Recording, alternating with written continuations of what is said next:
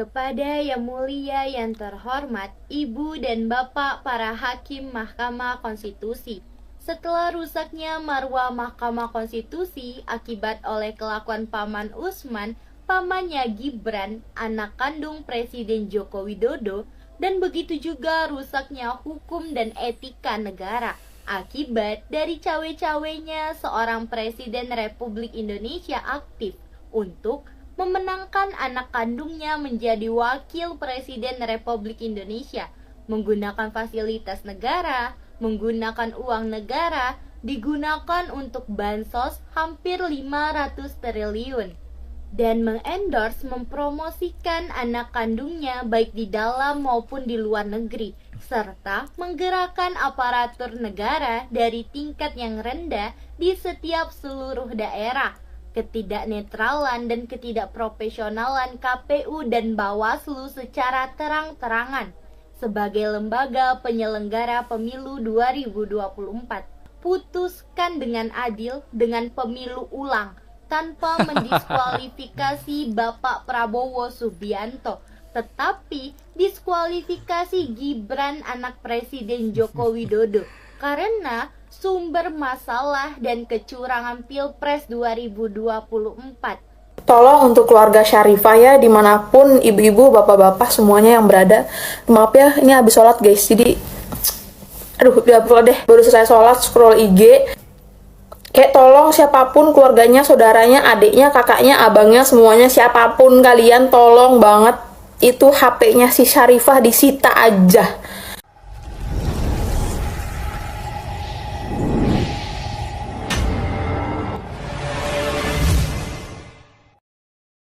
Assalamualaikum warahmatullahi wabarakatuh, saudara-saudaraku sebangsa dan setanah air dimanapun kalian berada. Semoga kalian selalu dalam kondisi sehat walafiat. Berjumpa lagi dengan saya di Sinergi Update. Kami bukanlah buzzer, kami hanya menyajikan keputusan ada di tangan Anda. Teman-teman, ada video menarik dari cewek bocil ya, yang masih SMP. Siapa lagi kalau bukan Syarifah Fadiah. Menjelang putusan MK, bocil satu ini muncul lagi ya, teman-teman. Dia memang menurut saya ya, dia cukup pintar dalam memilih momen ya, dalam memanfaatkan momen.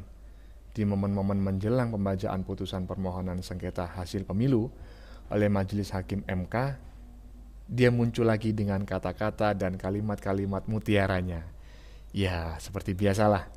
Dia macak semacam mama dedeh gitu. Masih SMP tetapi sudah pandai membaca momen ya.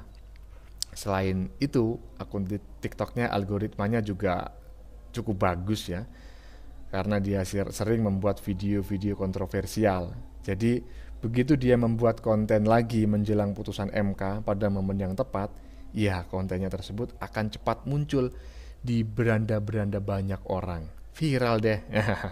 Ya, seperti itulah teorinya. Nah, bagaimanakah videonya? Mari kita tonton bersama, kemudian mari kita komentari bersama di bagian akhir video. Juga nanti akan diikuti oleh video-video lain yang juga masih membahas putusan MK. Ini dia. Kepada Yang Mulia yang terhormat, Ibu dan Bapak para Hakim Mahkamah Konstitusi, setelah rusaknya marwah Mahkamah Konstitusi akibat oleh kelakuan Paman Usman, pamannya Gibran, anak kandung Presiden Joko Widodo, dan begitu juga rusaknya hukum dan etika negara akibat dari cawe-cawenya seorang Presiden Republik Indonesia aktif untuk memenangkan anak kandungnya menjadi wakil Presiden Republik Indonesia, menggunakan fasilitas negara, menggunakan uang negara, digunakan untuk bansos hampir 500 triliun, dan mengendorse mempromosikan anak kandungnya baik di dalam maupun di luar negeri, serta menggerakkan aparatur negara dari tingkat yang rendah di setiap seluruh daerah. Ketidaknetralan dan ketidakprofesionalan KPU dan Bawaslu secara terang-terangan sebagai lembaga penyelenggara pemilu 2024. Di sini saya juga memohon maaf, hanya mengingatkan dan menguatkan kepada Ibu dan Bapak para Hakim Mahkamah Konstitusi Sabda Rasulullah Shallallahu Alaihi Wasallam yang artinya usia umatku berkisar antara 60 sampai 70 tahun. Sedikit sekali di antara mereka yang melebihi dari usia tersebut. Kemungkinan usia ibu atau bapak para hakim Mahkamah Konstitusi berkisar sekarang antara 50 tahun atau lebih. Ibarat hidup sekarang berada di jam 4 akan menunggu jam 6 itu dekat sekali. Gunakan waktu tersebut dengan baik, mengingat untuk di jalan lurus tidak takut kepada sesuatu atau tidak bersekutu kepada sesuatu kecuali Allah Subhanahu wa Ta'ala.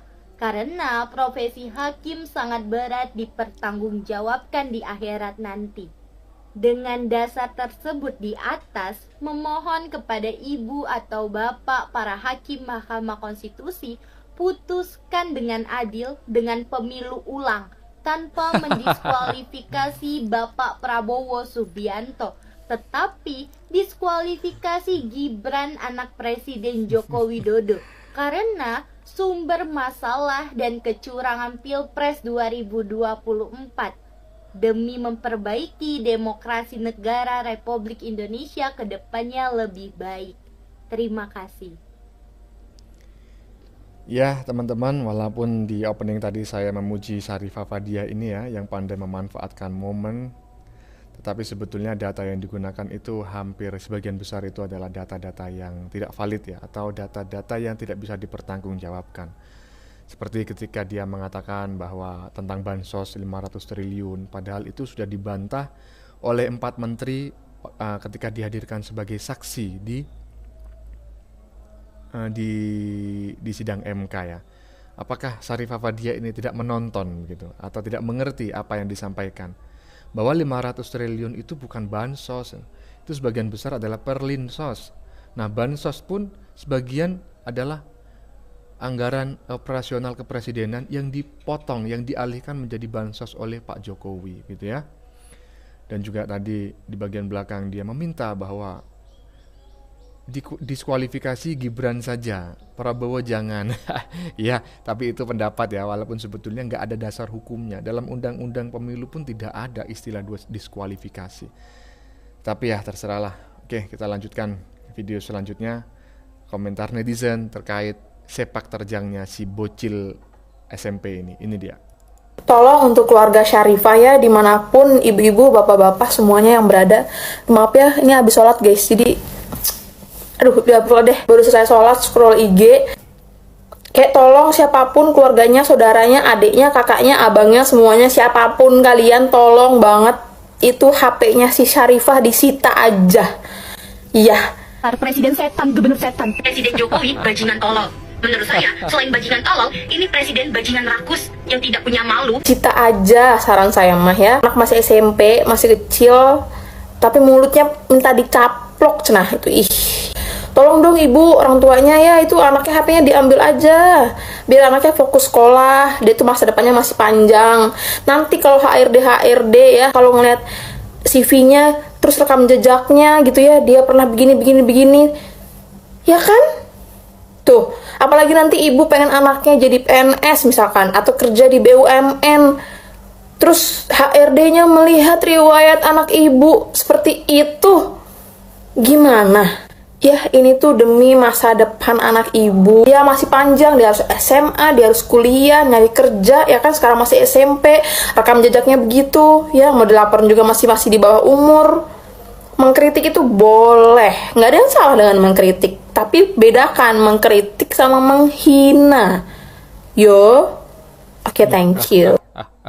Ya teman-teman ya, ini pendapat netizen ini sangat tepat sekali. Jadi kepada siapapun yang berada di sekelilingnya, siapa tadi namanya, Syarifah ya, kakaknya, adiknya, bapaknya, ibunya, tetangganya, tetangga desanya, terserah, sebaiknya HP-nya disita saja.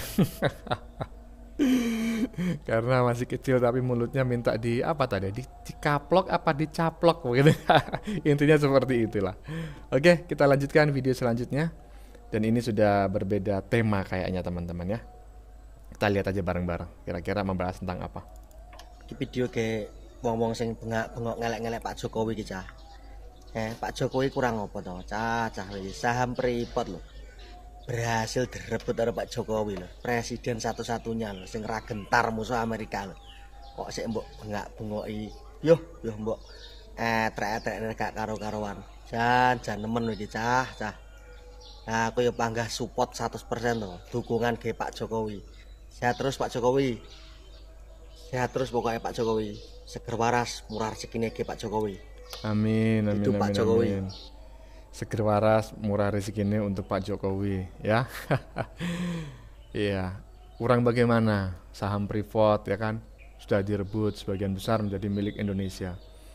Tapi di mata Syarifah Fadia, bocil SMP, Jokowi ini dianggap sebagai bajingan tolol. Itu sebetulnya kata-katanya Rocky Gerung ya. Oke, lanjut video selanjutnya.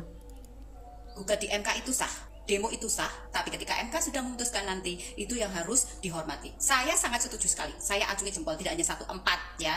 Nah, jadi ya bagi mereka yang masih teriak-teriak di jalanan dan berusaha menekan, ya mengintimidasi MK dengan suara-suara bahwasanya kalau MK itu ya berpihak pada rakyat, ya harusnya mendiskualifikasi paslon 02 dan pemilu ulang. Salah kalau itu ya, kalau memang MK itu berpihak pada rakyat, harusnya tetap mengesahkan paslon 02 sebagai pemenang di Pilpres kemarin dengan suara perolehan 58% ya. Jadi mereka yang kalah dengan perolehan suara yang sangat jauh 24 dan 16% harus ikhlas dan legowo ya. Nggak usah bikin kisruh, nggak usah bikin rusak. Ya, nggak usah ajak-ajak orang untuk berdemo, menekan, ya, mengintimidasi MK dan seolah-olah bersuara untuk rakyat. Justru kalau memang MK itu ya berpihak kepada rakyat, harus ketetapannya itu adalah di paslon 02 karena suara terbesar adalah memilih 02. Ini baru demokrasi beneran ya. Jadi jangan coba-coba menekan MK ya, yang kemarin teriak-teriak akan demo-demo itu ya. Ya, betul sekali ya teman-teman ya. Berdemo itu silahkan karena itu adalah hak konstitusi, hak setiap warga negara untuk menyampaikan pendapatnya. Tetapi nanti ketika MK sudah mengumumkan hasilnya, mengumumkan keputusannya, maka itu harus dihormati apapun keputusannya. Ya, betul. Jangan sampai mengatasnamakan rakyat tetapi berdemo dengan segelintir orang dan berusaha menekan MK atas nama rakyat. Rakyat yang mana? Karena 58% justru memilih 02. Oke, lanjut. Pakar Hukum Tata Negara Denny Indrayana mengklaim memiliki opsi bocoran putusan sengketa Pilpres 2024 di Mahkamah Konstitusi. MK mengabulkan seluruh permohonan pemohon. Dalam pilihan ini, MK mengabulkan diskualifikasi Prabowo Gibran dan melakukan pemungutan suara ulang hanya antara paslon 01 dan 03. Saya bisa pastikan dan saya bisa jamin bahwasanya MK tidak akan mengabulkan permohonan 01 dan 03 untuk mendiskualifikasi Prabowo Gibran dan melakukan pemungutan suara ulang hanya diikuti oleh pasangan Anies Baswedan Caimin dan Ganjar Mahfud. Tidak mungkin. Karena apa? Hakim-hakim MK ini orang-orang yang cerdas, orang-orang yang pinter, intelektual juga. Ya, teman-teman ya, terpotong.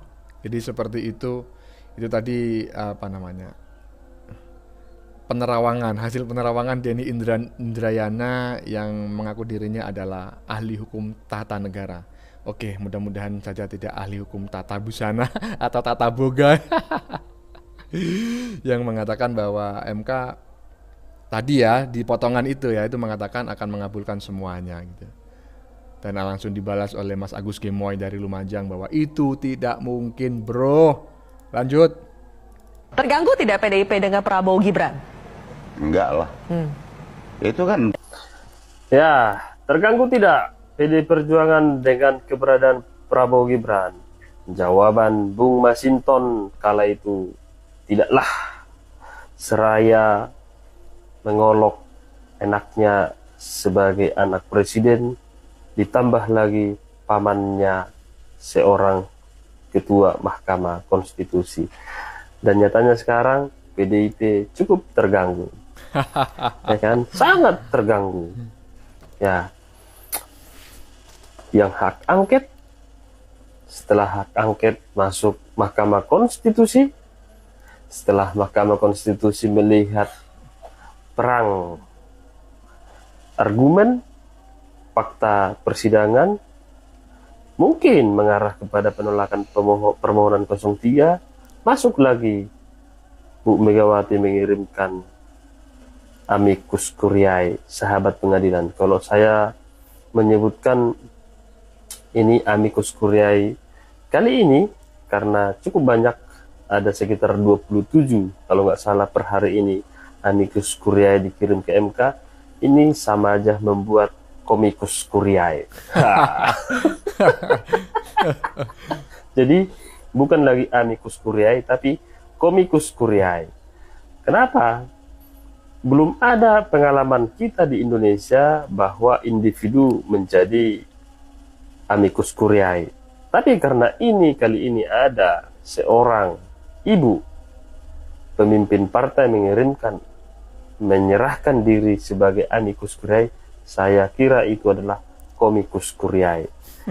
Sebenarnya sejarah amicus curiae tidak di Indonesia, tapi di Eropa dan di Amerika. Panjang sejarah dari amicus curiae, maka di video sebelumnya saya menyebutkan bahwa amicus curiae itu adalah sebuah tindakan yang mulia tanpa ada berkiblat kepada salah satu masalah. Biasanya dalam pengadilan ada masalah penuntut dan yang dituntut. Nah, kalau di Mahkamah Konstitusi ada pemohon, ada pihak terkait. Permohonan untuk membatalkan hasil pemilu, yaitu yang dilakukan oleh 01 dan 03. 03 di dalamnya ada ibu yang menawarkan amicus curiae. Maka seharusnya amicus curiae itu adalah lembaga yang tidak berkiblat kemanapun. Maka itulah legitimate dari sebuah lembaga yang berhak menjadi amicus curiae. Maka dalam kali ini saya kira ini bukan amicus curiae tapi komikus curiae. Beberapa amicus curiae yang dibacakan terkhususnya kepada mahasiswa adalah berupa rekomendasi membatalkan hasil pemilu. Tetapi yang disebut dengan amicus curiae, yang disebut juga dengan tuntutan oleh 01, 03 untuk mengembalikan MK ke hitohnya, tapi di sisi lain mereka ingin mengintervensi yang mulia hakim konstitusi untuk mengabulkan apa yang ingin mereka inginkan atau capai, yaitu permohonan 01 dan 03. Lalu di mana MK mau dikembalikan ke hitohnya? Maka layak disebut komikus curiae. Komikus curiae. Iya, teman-teman ya. Tadi di bagian depan ada cuplikan ya, Masinton Pasaribu beberapa waktu lalu yang ketika ditanya apakah terganggu dengan adanya Prabowo Gibran gitu, katanya tidak. Tetapi faktanya setelah pemilu berlangsung dan Prabowo Gibran menang, mereka cukup terganggu ya, bahkan mengajukan permohonan sengketa hasil pemilu. Kemudian meminta Prabowo Gibran untuk didiskualifikasi. Dan setelah ada tanda-tanda bahwa saksi-saksi yang dihadirkan, baik saksi ahli maupun saksi fakta yang dihadirkan ke persidangan MK, sepertinya dianggap tidak mampu meyakinkan MK untuk memutus perkara tersebut yang lebih menguntungkan ya pemohon, pihak pemohon. Ya, akhirnya muncullah amicus curiae. Jadi berjilid-jilid ya, berlapis-lapis usaha yang dilakukan. Padahal pada saat itu mereka mengatakan bahwa Gibran dan Prabowo bukanlah sesuatu yang mengganggu. Oke, kita lanjutkan video selanjutnya. Aneh sih menurutku, dalam hitungan hari kita akan menyaksikan keputusan MK, tiba-tiba muncul sahabat pengadilan, ada apa nih, kocak. Ya kocak lah Bu. Itu bukan surat sahabat, itu membuktikan surat bahwa mereka itu tidak legowo. Bukan surat sahabat itu kalau menurut rakyat seperti saya. Ya kan? Amicus curiae, bukan hanya Bu Megawati lagi yang mengirimkannya. Mahasiswa, Habib Rizik Sihab, Yusuf Martak, ada lagi siapa lagi tuh yang kemarin ngajak demo buka bersama? Din Samsudin. Iya ya, mereka semua adalah pengusung, pendukung 01, 03. Itu surat membuktikan bahwa diri mereka itu tidak legowo dengan hasil keputusan pemilu. Mau demokrasi yang kayak gimana lagi? Makanya begitu penghitungan suara, jangan diem di dalam rumah. Nongkrong di TPS sampai subuh, hitungin tuh suara. Iya kan? Kalau kita rakyat diem di TPS, kita tahu. Prabowo lagi. Yang mereka pada diem di rumah ya, jadi mereka nggak tahu. Walaupun saya sangat menghargai Habib Rizik Syihab, sangat mencintai Ibu Megawati Soekarno Putri, tapi maaf Bu, saya legowo ketika Ibu kalah melawan SBY. Sempat dalam pikiran saya, kenapa Ibu bisa kalah sama jenderal, sedangkan Ibu mantan presiden, petahana lah ibaratnya, ya kan? Kenapa Ibu bisa kalah sama SBY? Oh, rakyat Indonesia menginginkan Susilo Bambang Yudhoyono. Nah, begitu juga sekarang, Bu. Rakyat Indonesia menginginkan Prabowo Subianto, bukan menginginkan Anies sama Ganjar. Kalau saya sebagai rakyat kecil bisa legowo, kenapa Anda semua para tokoh politik dan tokoh agama tidak bisa legowo? Jaga terus kesatuan, NKRI harga mati. Ya, sama seperti saya teman-teman ya, sebetulnya saya ini juga pengagum Megawati, karena saya adalah pengagum Soekarno begitu. Ya, tapi ketika seperti ini ya saya juga harus berpikir rasional begitu ya, bahwa ketika sudah kalah ya bukan cara ini yang seharusnya dilakukan, tapi ya terserahlah, setiap orang beda-beda. Oke, kita lanjutkan video selanjutnya. Sebelum putusan MK, dari sejak sekarang para pihak yang bersengketa dan rakyat Indonesia harus menyiapkan mental untuk menerima apapun putusan MK, sehingga begitu putusan keluar, sepahit apapun, semua pihak mesti dengan lapang hati menerimanya.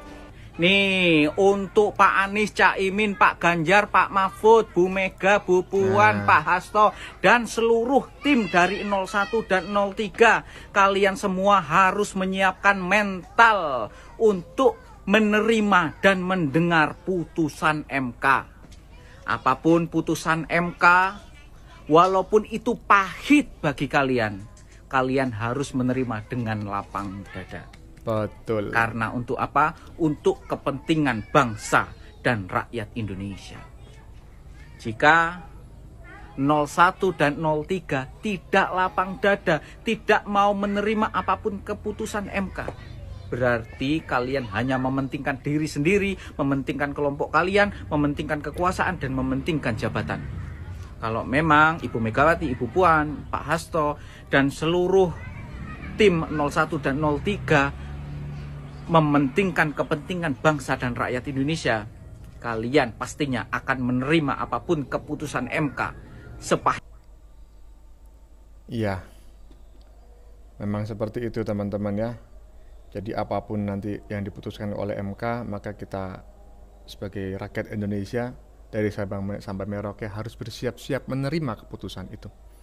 Apapun itu, baik pemilu ulang maupun tetap atau menolak permohonan paslon 01 dan paslon 03. Dan juga demikian sebaliknya, para pendukung paslon 01 dan 03, kalau memang nanti ditolak, itu tetap harus legowo dan menerima putusan tersebut, bukan malah demo berjilid-jilidnya.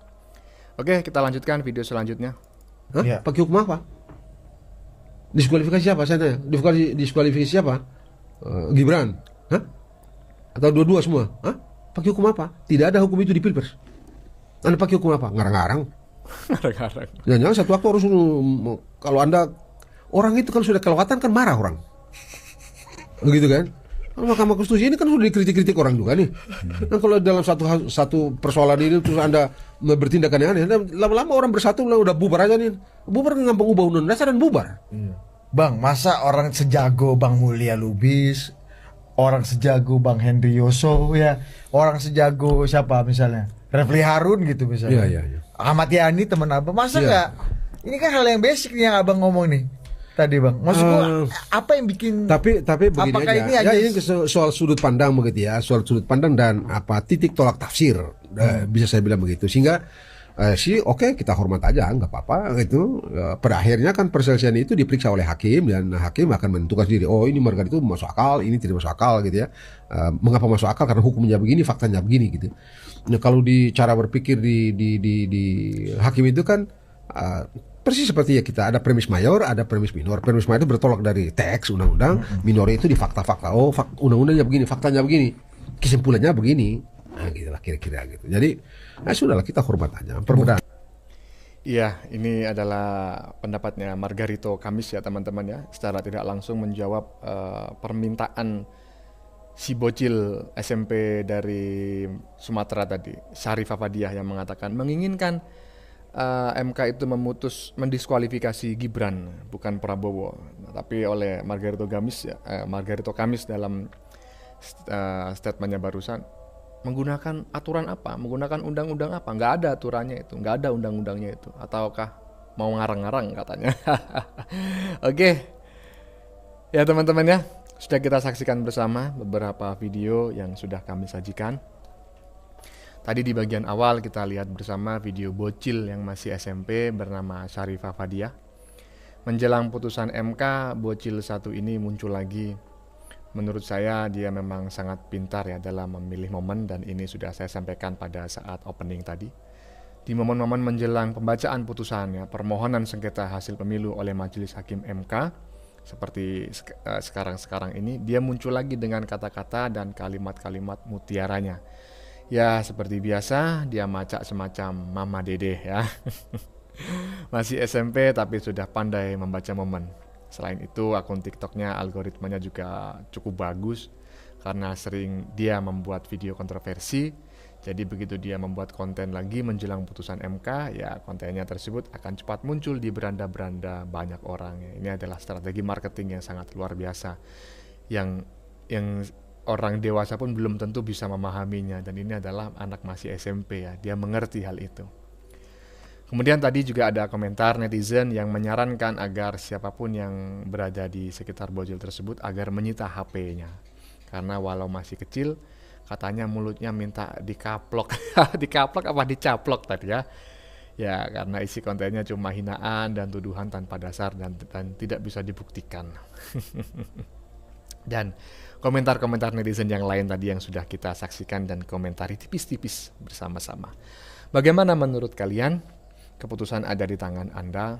Silakan tulis di kolom komentar, baik Anda yang setuju maupun yang tidak setuju dengan isi konten ini.